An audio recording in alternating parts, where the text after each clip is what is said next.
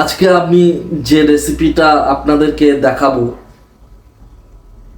সেটি অত্যন্ত সবার কাছে, শুধুমাত্র ইন্ডিয়ানদের কাছে নয়, অল ওভার ওয়ার্ল্ডে সবার কাছে এটি খুব প্রিয় এবং ফেমাস রেসিপি। ইন্ডিয়া তো বটেই, এবং অল ওভার ওয়ার্ল্ডে এখন এর নাম ছড়িয়ে গেছে। তো আমি আজকে আপনাদেরকে দেখাবো কলকাতার বিরিয়ানি রেসিপি।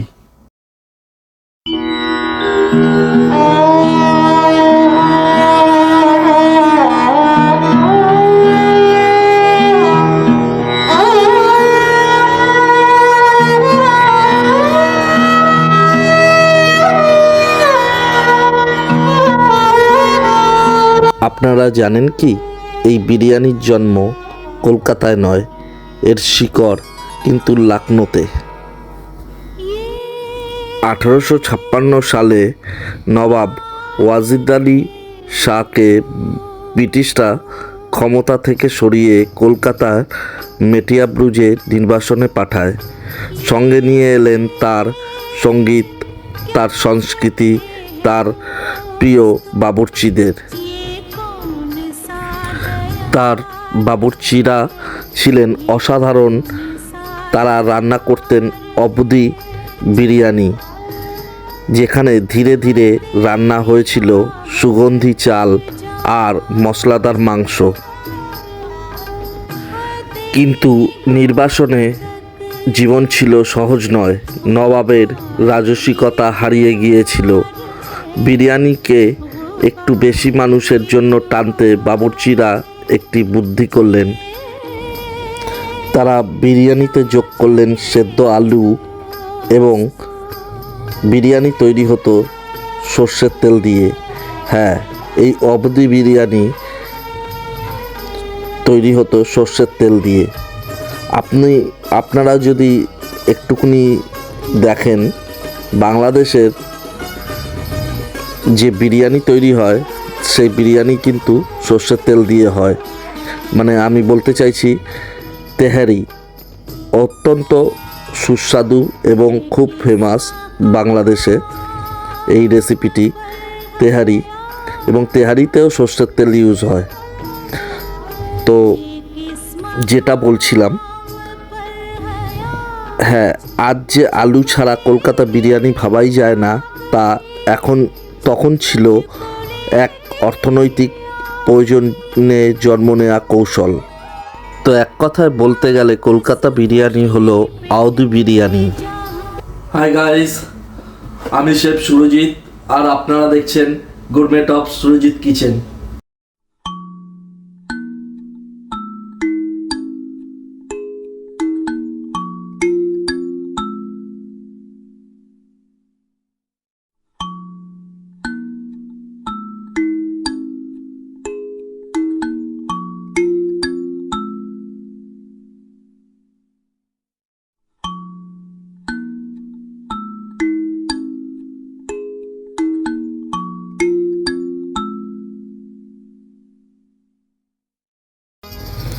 আমি এখানে 1.5 কিলোর মতো বাসমতি চাল নিয়েছি, এবং চালটিকে আমি আগের দিন রাত্রে ধুয়ে ভিজিয়ে রেখে দিয়েছিলাম জলে।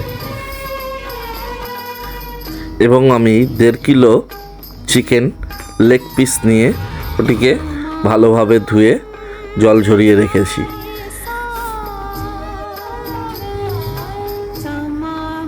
এছাড়া আমি আগে থেকে তৈরি করে রেখে দিয়েছিলাম রসুন এবং আদা পানি, এবং আলুটিকে আমি কেটে জল দিয়ে ধুয়ে পরিষ্কার করে রেখে দিয়েছি।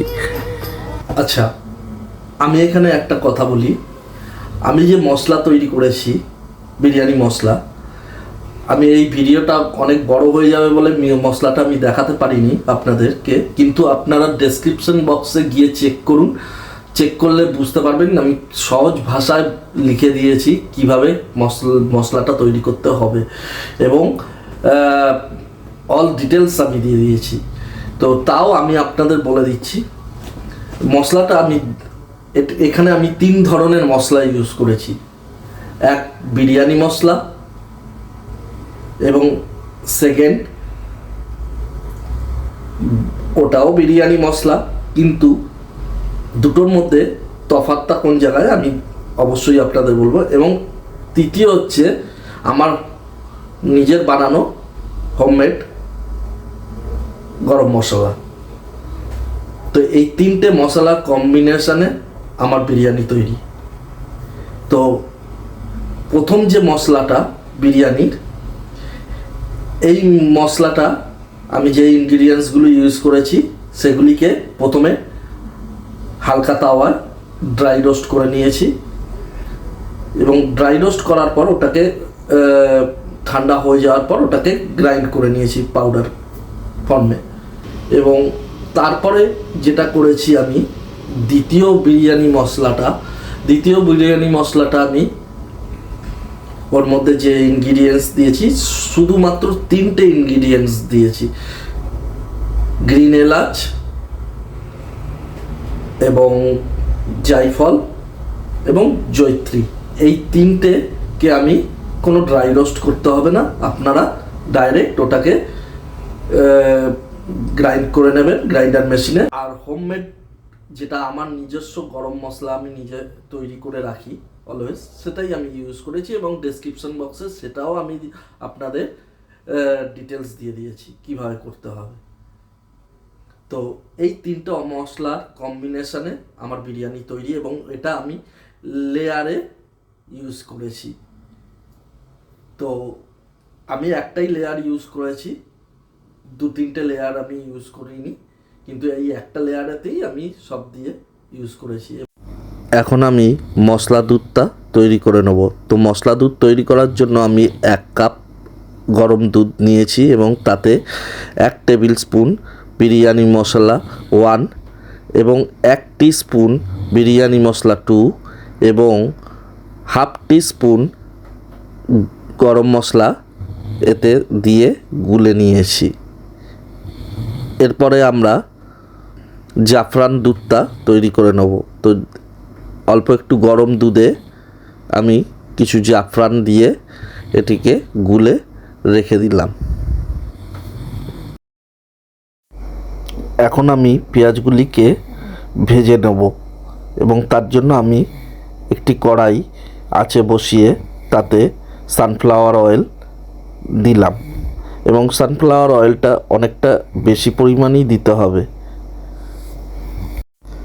আচ্ছা, এখানে একটা কথা বলার আছে, আমি এই পেঁয়াজগুলিকে বেরেস্তার মতন ভেজে নেব, কিন্তু আমি একটিকে তুলে রাখবো না। আমি বিরিয়ানিতে বেরেস্তা ওপরে ইউজ করি না, আপনারা চাইলে আপনারা ইউজ করতে পারেন।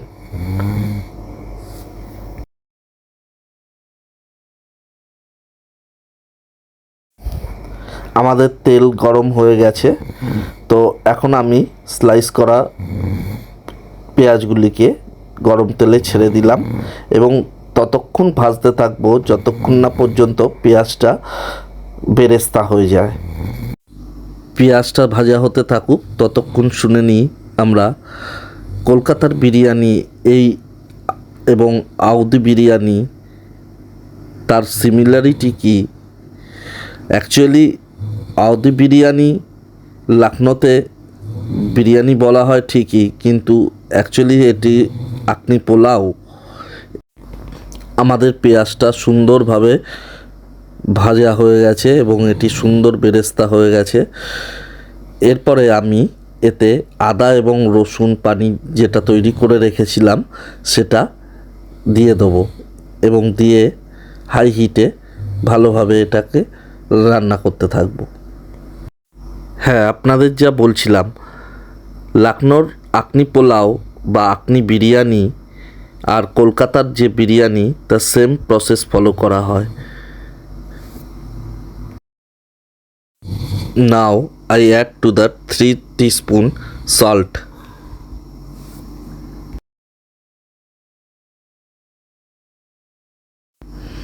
এখন আমি এতে আলুগুলিকে অ্যাড করে দেবো, এবং আলুগুলি প্রায় 80% অবধি কুক করব। হ্যাঁ, এখানে একটা আমি জিনিস বলি, সেটি হলো আমি এখানে কোনো রং ব্যবহার করিনি আলুগুলোকে রঙিন করার জন্য। তো পেঁয়াজের যে কালার এবং আমি যে শুকনো লঙ্কার গুঁড়ো দিয়েছি তার কালারের সঙ্গেই মিশে আলুটা দেখবেন খুব সুন্দর কালার আসবে। এখন আমি আমাদের বাসমতি রাইসের জলটাকে ভালোভাবে ঝরিয়ে রেখে দিলাম। এখন আমি একটি বোলে টক দইটা ভালোভাবে ফেটিয়ে তাতে 2 টেবিল স্পুন বিরিয়ানি মশলা, 1 টিস্পুন বিরিয়ানি মশলা 2 এবং 1 টিস্পুন গরম মশলা দিয়ে ভালোভাবে আরেকবার মিশিয়ে নিলাম দইয়ের সাথে। আমাদের কলকাতা এবং লখনৌর বিরিয়ানি সঙ্গে অন্যান্য রাজ্যের বিরিয়ানির তফাৎ এখানেই যে আমাদের বিরিয়ানিতে কোনো রকম খাড়া মশলা ব্যবহার করা হয় না। টোটাল মশলাটাই পাউডার ফর্মে ব্যবহার করা হয় এবং শেষে এটিকে ছেঁকে সুন্দর একটা আকনি তৈরি করা হয় এবং সেই আকনিতেই বিরিয়ানি তৈরি হয় এবং সেটি খেতে অনেক স্মুথ এবং মজাদার। আমাদের আলুগুলো 80% সিদ্ধ হয়ে গেছে। এবার আমি আলুগুলোকে তুলে রাখলাম এবং দেখলেন আলুগুলো কীরকম সুন্দর কালার হয়েছে। এবার আমি সেম ওই ঝোলে অল্প একটু জল দিয়ে তাতে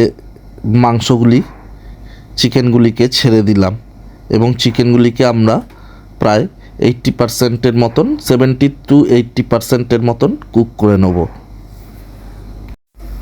এখন আমি একটি বোলে কেওড়া জল, গোলাপ জল এবং মিঠা আতরের মিশ্রণটি তৈরি করে নেব। আমি এখানে 3 টেবিল স্পুন কেওড়া জল এবং 3 টেবিল স্পুন গোলাপ জল এবং 5 থেকে 6 ফোঁটা বিরিয়ানি আতর দিয়ে এই মিশ্রণটি তৈরি করে রাখলাম।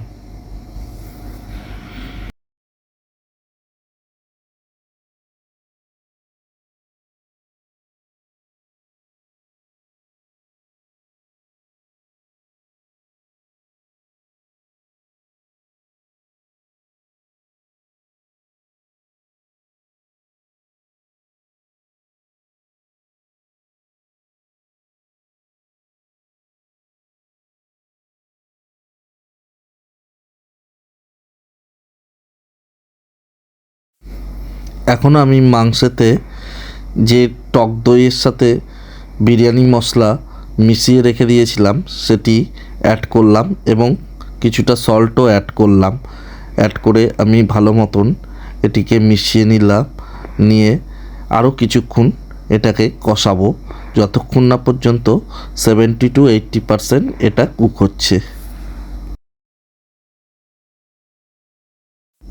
তো আমাদের চিকেন 70 to 80% কুক হয়ে গেছে। এবার আমি একটি বলে চিকেনগুলিকে তুলে নিলাম।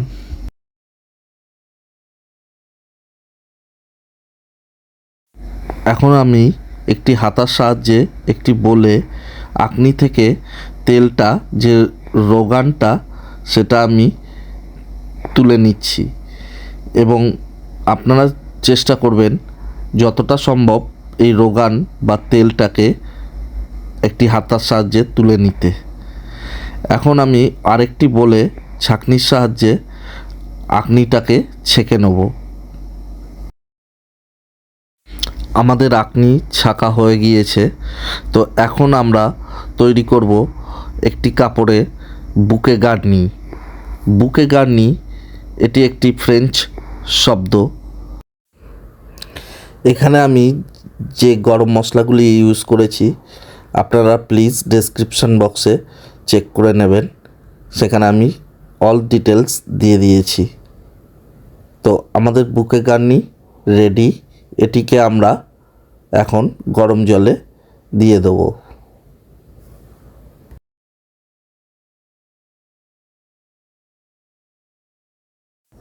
আমাদের জল ফুটে গেছে। এতে আমি 2 টেবিল স্পুন নুন দিয়ে দিলাম এবং এতে হাফ পাতিলেবুর রস দিলাম। পাতিলেবুর রস দেওয়ার কারণে চালটা ভাঙবে না এবং গোটা গোটা থাকবে, এবং তাতে আমি এই বুকে গার্নি দিয়ে দিলাম। এখন আমি আমাদের বিরিয়ানির হান্ডিটা তৈরি করে নেব, এবং তাতে আমি একটু অল্প কিছুটা তেল দিয়ে গায়ে মাখিয়ে দিলাম তেলটা, এবং তাতে আমাদের যে আকনিটা তৈরি করে রেখে দিয়েছিলাম সেই আকনিটা এর মধ্যে দেওয়া হলো, এবং যে দুধটা মশলা দুধ তৈরি করে রেখে দিয়েছিলাম এটি খুব ইম্পর্টেন্ট, এবং তাতে আমি প্রায় হাফেরও বেশি মশলা দুধ দিলাম। এবং নাও আমি 2 টেবিল স্পুন বিরিয়ানি মশলা 1 টিস্পুন বিরিয়ানি মশলা 2 এবং তাতে আমি রোগানটা যে তেলটা আছে রোগানটা দিয়ে দিলাম প্রায় 2 টেবিল স্পুনের মতন, এবং ঘি দিলাম। and now I add to the কাজু পাউডার অ্যান্ড খোয়া ক্ষীর। এবার আমি অ্যাড করছি তাতে গোলাপ জল, কেওড়া জল আর মিঠা আতরের মিশ্রণটি। অ্যাড টু দ্য সল্ট এবং একটি হাফ পাতিলেবুর রস এতে চিপে দিয়ে দিলাম।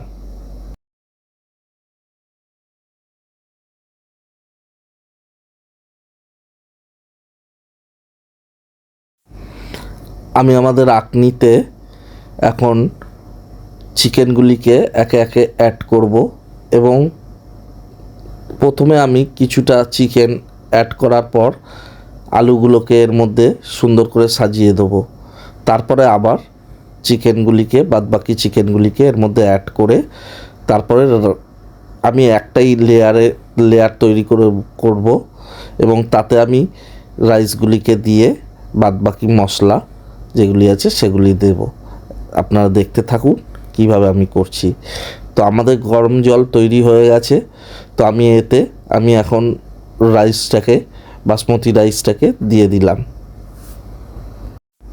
রাইসটিতে আমি 1 টিস্পুনের মতন কেওড়া ওয়াটার অ্যাড করলাম, তাতে রাইসটার সুগন্ধ আরও বেড়ে যায়। এবং আমি হালকা হাতের সাহায্যে রাইসটিকে একবার নাড়িয়ে দিলাম। আপনারা কিন্তু বারবার রাইসটাকে নাড়াবেন না। আমার রাইস তৈরি হয়ে গেছে, আমি এবারে এটিকে জল ছেঁকে নিচ্ছি। তাহলে দেখতে পেলেন আমি কিভাবে রাইসটা তৈরি করলাম। এবার আমি এই রাইসটা মাংসেতে অ্যাড করব হান্ডিতে। এখন আমি বাসমতি রাইসটা মাংসের ওপর দিয়ে আস্তে আস্তে ছড়িয়ে দিচ্ছি। এখানে একটা জিনিস বলে রাখা ভালো, যখন আপনারা বাসমতি রাইস ওপর দিয়ে ছড়াবেন তখন ঠিক এই রকমভাবেই ছড়াবেন যাতে চারদিক দিয়ে বাসমতি রাইসটা যায়।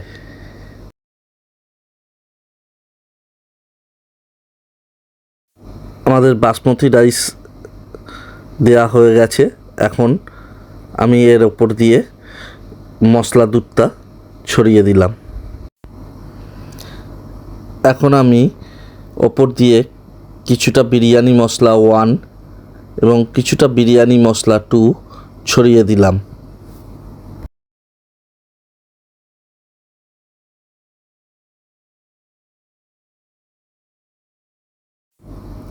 অল্প একটু নুন তার ওপর দিয়ে ছড়িয়ে দিলাম, এবং কিছুটা খোয়া ক্ষীর ছড়িয়ে দিলাম। নাও I add to the rogan and add some কেওড়া water and rose water and biryani essence mixture.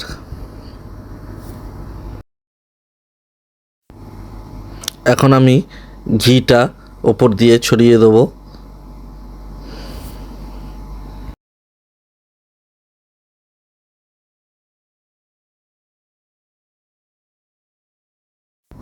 এখন আমি জাফরান দুধটা অ্যাড করব এবং বাসমতি চালের ওপরে সুন্দরভাবে এটা ছড়িয়ে দেবো। এখানে বলে রাখি, আমি এই জাফরান দুধের সাথে কিছুটা অরেঞ্জ ফুড কালার অ্যাড করেছি, এটা আপনারা চাইলে স্কিপ করতে পারেন।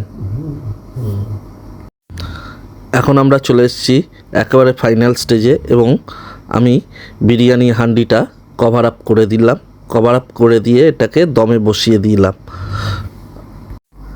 দম দেওয়ার প্রথম 5 থেকে 7 মিনিট হাই ফ্লেমে বিরিয়ানিটিকে দম দেবেন এবং তারপরে একটি চাটু রেখে তার ওপর বিরিয়ানি হান্ডিটাকে বসিয়ে স্লো ফ্লেমে, একেবারে লো ফ্লেমে মোটামুটি 25 মিনিটের মতন আপনারা এটিকে দম দেবেন। After 25 minutes then don't open the biryani. You should be wait at least 10 to 15 minutes, then you can open and serve it. Now I doing the plating. আচ্ছা, এখানে একটা কথা বলি, আপনারা যখন বিরিয়ানিটা প্লেটিং করবেন, বিরিয়ানিটা যখন কাটবেন তখন কিন্তু খুব ভালোভাবে এটাকে কেয়ারফুলি কাটতে হবে, কারণ বিরিয়ানির কাটাটা হচ্ছে বিরিয়ানির মেন জিনিস। বিরিয়ানি ঠিকঠাক মতন কাটতে না পারলে বিরিয়ানি কিন্তু নষ্ট হয়ে যাবে, তো it's very important. So guys, ready our Kolkata dum biryani. তাহলে আপনারা দেখলেন কিভাবে আমি বিরিয়ানি তৈরি করলাম এবং প্রতিটা স্টেপ আপনারা যদি ফলো করেন আপনারাও গুড রেজাল্ট পাবেন। তো try to your home and enjoy all the families. দেখা হবে next video. Don't forget to subscribe my channel and like my videos.